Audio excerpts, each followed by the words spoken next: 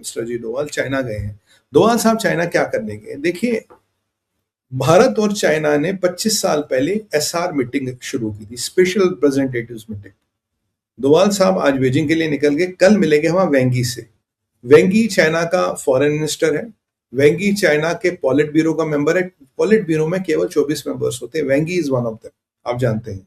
And he is a very powerful person in the Chinese politburo, और मतलब काफी वर्चस्व रखता है वहां पे, very close to Xi Jinping. लोग कहते हैं कि अगर कल को उथल पुथल हुई, Wang Yi might be the new king. Take this in writing from me, Wang Yi might be the new king. अब वेंगी ने खरी सारे चक्कर काटे, पीछे एनएसएस की मीटिंग थी तब भी वेंगी आया। अब की बार भारत ने डोवाल साहब को डेजिग्नेट किया। डोवाल साहब इस लाइन के आप मान लीजिए भीष्म पितामह है, he is the person who understands this best. अब वो डोवाल साहब जा रहे हैं और उससे मिलेंगे। अब एसआर में क्या है कि जो आपका बॉर्डर है 3400 किलोमीटर का, भाई उसमें क्या क्या दुविधा है? देखिए, जो हिमाचल उत्तरांचल वगैरह वहां चाइना बॉर्डर मानता है, बट जो अरुणाचल और लेह लद्दाख है वहां चाइना को खांसी आ रही है, ये बॉर्डर ठीक नहीं है, हमारा क्षेत्र है, हमारा क्षेत्र है। बट एक चीज जो अच्छी है इस मीटिंग में कि हमने इनको बोला जो 25 साल आए थे अराउंड 2005 में हमने ये शुरू किया था, that will be the centre point of discussion, उसके बाद का नहीं। मोदी सरकार ने आने के बाद जो चाइना की सलामी स्लाइसिंग थी वो रोक दी। दोवाल हमने गलवान में इनको औकात दिखा दी। This time is to remember colonel Santosh Babu and the brave hearts. I salute them. We will never forgive you. We will not never forget you. We will never forgive China, and we will never ever, forget what you have done for the nation. तो आप सबकी तरफ से मैं उनको श्रद्धांजलि देता हूँ, हमारे 20 भाइयों को जिन्होंने गलवान में चाइना को दांत खट्टे किए। चाइना समझता भारत का वर्चस्व बढ़ रहा, चाइना समझ रहा भारत का स्टैचर बढ़ रहा।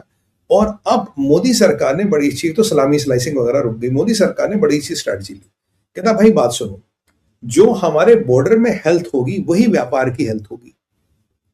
चाइना कहता अरे साहब बॉर्डर का क्या, बॉर्डर चलता रहेगा, व्यापार करेंगे। कहता नहीं, जितना सुंदर और हेल्दी बॉर्डर होगा उतना ही हेल्दी तुम्हारे साथ व्यापार होगा। चाइना की समस्या है क्या? देखिए, चाइना में पीछे 670 बैंक उन्होंने गायब कर दिए, दे हैव डिसअपीयर्ड। अब उनकी रिशफलिंग होगी, सॉरी मर्जर होगा, एक्विजिशन होगा, कुछ नहीं पता। People don't know what happened to their deposits. 18% financial institution China गायब कर चुका है। चाइना की इकोनॉमी की डायर हालत है, हालत खराब है। और अब जो तेल इनको अमेरिका से लेना पड़ेगा, आजकल परसों डॉलरों में लेना पड़ेगा, this will be the last nail in the coffin which they can not afford. Bharat ने धीरे धीरे चाइना से अपनी डिपेंडेंस हटा दी। पीछे मोदी जी ने बड़ा अच्छा कहा, बोला यार कंपोनेंट लेवल जो चीजें हैं वो भी बनाओ।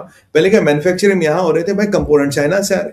बोला नहीं, कंपोनेंट लेवल का रिपेयर भी आप, अब कंपोनेंट लेवल की मैन्युफैक्चरिंग भी आप भारत में करेंगे, चाइना से लेने की जरूरत नहीं है। हमने चाइना जाने वाला पैसा रोका। और अब जो एजेंडा पे 3-4 चीजें हैं। एक तो बॉर्डर वाला जो आप जानते हैं, दूसरा है ट्रेड बैलेंस, कि भाई अगर हम आपको 100 बिलियन एक्सपोर्ट कर रहे हैं, हम आपसे 100 बिलियन इंपोर्ट कर रहे हैं, आप हमसे 50 बिलियन एक्सपोर्ट कर रहे हो, जो ट्रेड डेफिसिट है इसको कैसे कवर करोगे? दूसरी बात, ये रेयर अर्थ्स को आप वेपनाइज करना नहीं चलेगा। तीसरी बात, बॉर्डर पे जो अरुणाचल वगैरह ये भूल जाओ। चौथी बात, भारत शक्तिशाली हो गया, things can not be done like this. पांचवी बात, पाकिस्तान से प्यार भूल जाओ। अगर पाकिस्तान से प्यार करना है तो हमारे व्यापार को अलविदा कह दो, गुड बाय कह दो। If you can live with 125 billion dollars minus of trade, और जो तुम्हारी इकोनॉमी की हालत खराब है, तुम्हारे बैंक गायब हो रहे हैं, तुम्हारे स्टेट गवर्नमेंट्स, चाइना में कोई भी स्टेट गवर्नमेंट का सरप्लस नहीं है। इवन शंघाई 58% ही रेवेन्यू करती, बाकी सेंटर से मांगती है। तो ऐसी परिस्थिति में if you can afford not to deal with Bharat, be my guest. और ये जो आप इधर उधर मुंह मारते हो, ये मुंह मारना छोड़। अभी डोवाल साहब उनको बड़ी अच्छी तरह से समझा देंगे कि डोवाल साहब wears a dual hat of a diplomat and an NSA, और चाइना ओनली अंडरस्टैंड्स द भाषा ऑफ पावर, पावर की भाषा उन्हें समझ आती है। तो अब ये चाइना के साथ एजेंडा है, व्यापार हम करेंगे और बट बैलेंस ऑफ ट्रेड भी होना चाहिए। देखिए, चाइना के साथ 100 बिलियन का व्यापार हो, पर हमसे 99 बिलियन इंपोर्ट करें ना भाई।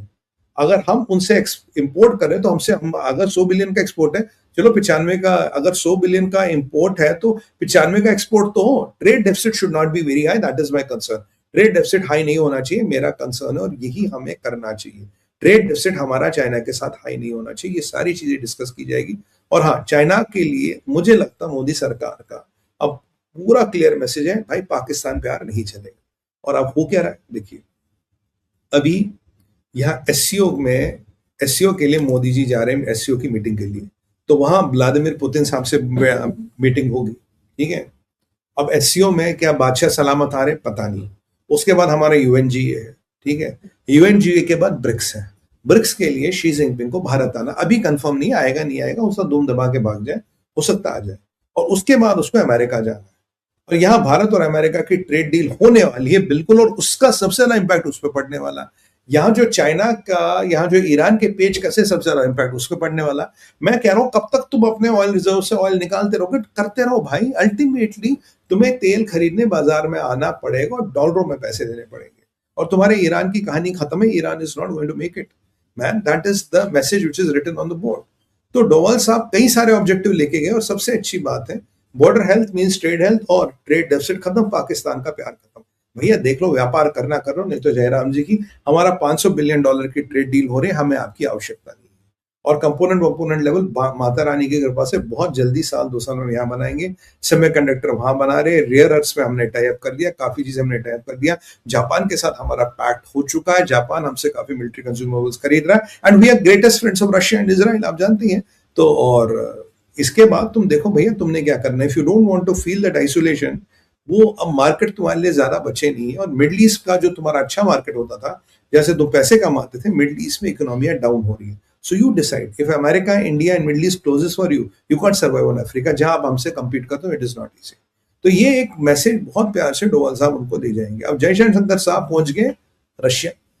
जयशंकर साहब रशिया क्या पूछे, देखिए हर साल इंडिया और रशिया का एक गवर्नमेंट टू गवर्नमेंट लेवल एक बायलैटरल होता है। ये बायलैटरल इस ईयर के एंड में होगा। संभवतः मोदी जी रशिया जा रहे हैं इसके लिए, पुतिन यहाँ नहीं आएंगे, मोदी जी रशिया जा रहे हैं। आप जानते हैं वॉर हो रहा है। तो जब मोदी जी रशिया जाएंगे तो जयशंकर साहब गए, वहां के डिप्टी प्राइम मिनिस्टर से उनकी बातचीत हो रही है, और इस बायलैटरल को लेके बात करें। बट इंपॉर्टेंट चीज है, मोदी जी अभी जो आपके एससीओ की मीटिंग हो रही है, वहां मोदी जी मिलेंगे। बाय द वे, चाइना का के साथ हमने रिलेशन बहुत खराब हो गए थे, पर मोदी जी जब कजान में मिले शी जिनपिंग के साथ 2 साल पहले, तो रिलेशन थोड़े बेहतर हुए, और तब तो वो डायरेक्ट फ्लाइट चालू हुई, कैलाश मानसरोवर चालू हुआ। अब जयशंकर साहब का ऑब्जेक्टिव दिसंबर वाला बायलैटरल नहीं भी तो अगस्त है। जयशंकर साहब का ऑब्जेक्टिव है कि जो मोदी जी मिलेंगे पुतिन साहब से अभी on the side lines of this SCO meeting, तो वहां पे पुतिन और मोदी साहब की मीटिंग होंगी, और काफी चीजें हमारे साथ रशिया के साथ एजेंडा में। और मुझे आपको बताते हुए अच्छी बात है, एक अच्छी बात भी बुरी भी नहीं है, क्या बोलो, मिक्स बात है। देखिए हमारा म्यूचुअल ट्रेड रशियन भाइयों के साथ $68 बिलियन पहुंच गया, which is a very good news, $68 billion. But problem ये यार, एक्सपोर्ट कुल 4 या 5 बिलियन है, इंपोर्ट है बाकी। तो मतलब यहाँ 64 या 63 बिलियन डॉलर का ट्रेड डेफिसिट है। 63 बिलियन, अब वो किस लिए, एनर्जी के लिए। सारा तेल पानी रशिया से आ रहा, कोयला रशिया से आ रहा। तो अब जो जयशंकर साहब बात करेंगे, बोले भाइयों जरा हमसे भी माल खरीदो, पर वहां सैंक्शंस का लफड़ा, बहुत सारा लफड़ा। बट वो doctor Jaishankar will try to do इसकी जितना ये ट्रेड डेफिसिट कम हो, आप हमसे खरीदो। और रशिया की जो भी सप्लाईज है, जो बेसिकली वो चाइना पे डिपेंडेंट है, ideally India will want to route them to us. वो सप्लाईज हम अपने यहाँ राउट करना चाहेंगे, हम वो चाइना से उनका जान छुटाएंगे। आखिर remember, national strategy document of America, India, Russia सब चाइना को नंबर 1 एनिमी मानते हैं। अब यहाँ ट्रेड बैलेंस होगा, मोदी साहब और पुतिन साहब की बात होगी, क्या क्या एजेंडा पे, फिर दिसंबर में मीटिंग होनी है। अब वो ब्रिक्स के लिए आएंगे नहीं आएंगे, अभी उस पर कोई क्लैरिटी नहीं। हाँ सर, लावरोव साहब तो आएंगे, बट क्या व्लादिमीर पुतिन साहब आएंगे, उस पर कोई क्लैरिटी नहीं है। और कहीं ना कहीं रशिया भी अब ये युद्ध खत्म करना चाहता है, और भारत का उसमें भी रोल होगा कि हम ये युद्ध खत्म करने में अपने रशियन भाइयों की कैसे मदद करें। That will be also one part of our agenda which we are going to work on. ये सारी चीजें हैं यहाँ पे। और यहाँ पे मुल्ला मुनीर पहुंच गया है, तो ये मैंने रशिया कवर कर दिया। Putin, remember, SCO, UNGA, BRICS, और उसके बाद हमारा रशिया के साथ 1-to-1 जो ईयरली हमारा बायलैटरल होता। तो मतलब 4 बड़े इवेंट हैं, और आने वाले 1 महीने में 3 बड़े जियोपॉलिटिकल इवेंट्स भारत के लिए, और बाकी एक्टिविटियां जारी रहेंगी, पर मैं बड़े की बात कर रहा हूँ, ये बड़े इवेंट्स है। सो भारत का जियोपॉलिटिक्स में boss, the stakes are increasing, Bharat is getting more and more active in geopolitics, जो अच्छी बात है, and it gives me pride, and that is what the way to be do. Ultimately, geopolitics you somewhere down the line will matter more than the local politics. तो ये होने वाला. अब ये मुल्ला मुनीर, अफलिक जहादी, ये साहब पहुंच गया तेहरान. अब जो ऑप्टिक्स है, ऑप्टिक्स ये है कि जी वेस्ट एशिया में पीस एंड स्टेबिलिटी घंटा, दोनों जहादी मिलके पीस और स्टेबिलिटी की बातें कर रहे हैं.